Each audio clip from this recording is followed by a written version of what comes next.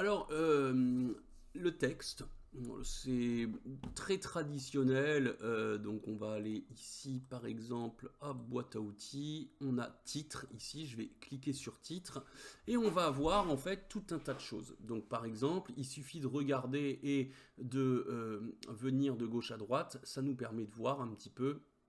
Voilà le type de texte qu'on sélectionne, comment il est mis au niveau de l'emplacement, comment s'il y a un effet, s'il y a une animation, vous voyez, etc. On peut en télécharger pas mal hein, sur Internet.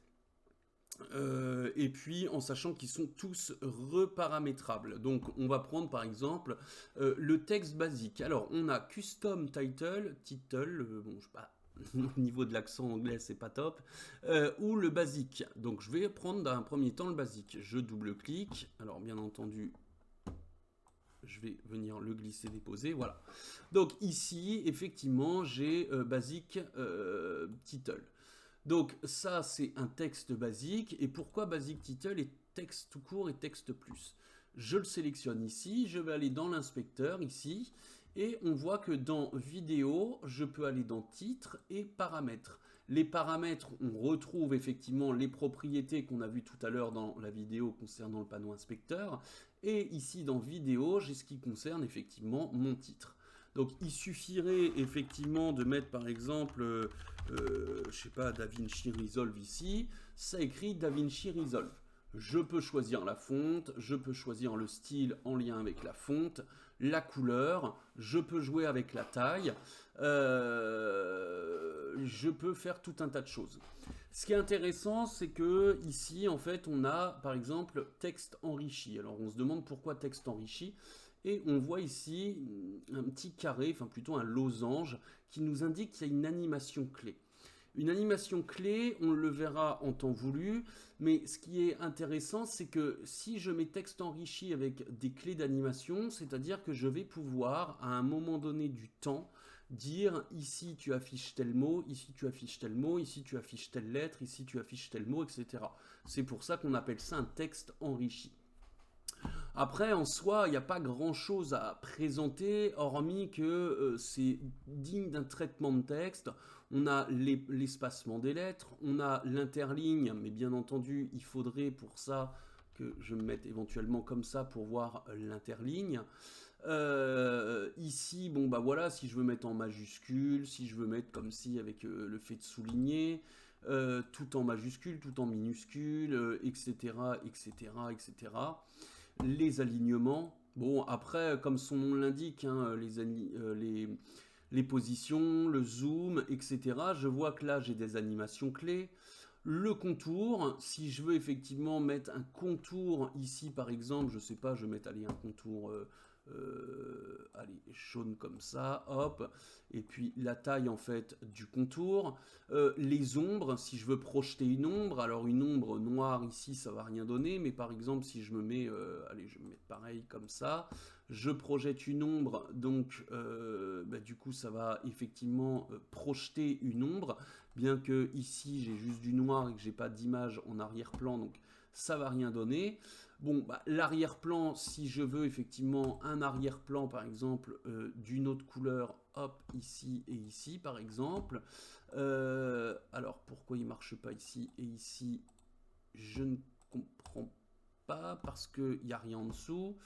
Bon, voilà, après il suffit d'essayer, hein. Là je vous le fais, voilà, ça reste du traitement de texte très très classique. Ce qui n'empêche absolument pas, effectivement, de venir aussi l'animer dans les propriétés bien classiques, ici, avec les animations clés, dans une autre vidéo qu'on verra. Bon, je vous laisse essayer, en fait, surtout sur l'arrière-plan, mais ça vous permet effectivement de voir un petit peu de quoi c'est fait. Ici, en fait, on a texte plus, donc on va essayer de voir en fait ce qu'il est en train de nous dire. Et on voit que déjà, on a d'autres fonctionnalités.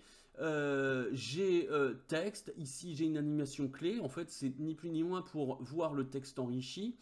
Donc on peut faire le fameux texte enrichi, mais on voit que effectivement j'ai beaucoup plus en fait de possibilités d'animation. Donc là on voit effectivement qu'il y a quand même beaucoup de choses.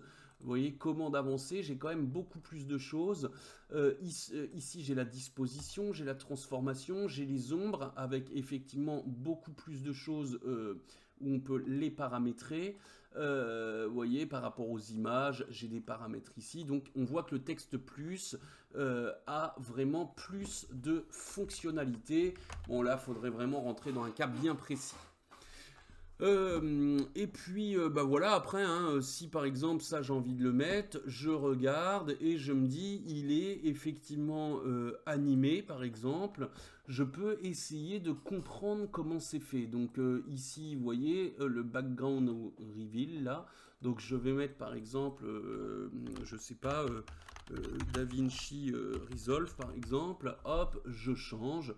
Je peux faire ça, et puis vous voyez, en fait, il y a tout un tas de choses qui vont effectivement me permettre de venir travailler sur le texte. Et vous voyez, j'ai cliqué en fait directement ici. Comme on peut voir, ça m'envoie directement dans la page Fusion. Et en fonction de ça, je vais pouvoir en fait venir animer de façon un peu plus élaborée le texte dans Fusion. Donc voilà, je peux faire tout un tas de choses. Il suffit hein, de regarder effectivement voilà, de quoi c'est composé pour se dire, bon bah voilà, par exemple ici j'ai sample texte et j'ai clean, voilà, donc je regarde un petit peu, ici c'est ce texte, je regarde et effectivement j'ai small text, big text, j'ai color ici, je peux tout envoyer directement pareil ici dans Fusion et puis travailler effectivement en fait avec les effets de façon un peu plus élaborée. Donc, vous voyez, faut vraiment pas hésiter à tout bidouiller parce qu'il y en a quand même, pas mal. Il y a des choses un petit peu comme ça, il y a des choses un petit peu comme ça. Bien comme je dis, hein, on puisse en télécharger sur Internet, on peut faire en fonction sous-titres, etc. Bon, en gros, il n'y a pas grand-chose à voir, hein, c'est une toute petite vidéo pour vous montrer que ça existe et que c'est dans le panneau inspecteur qu'on viendra travailler les paramètres.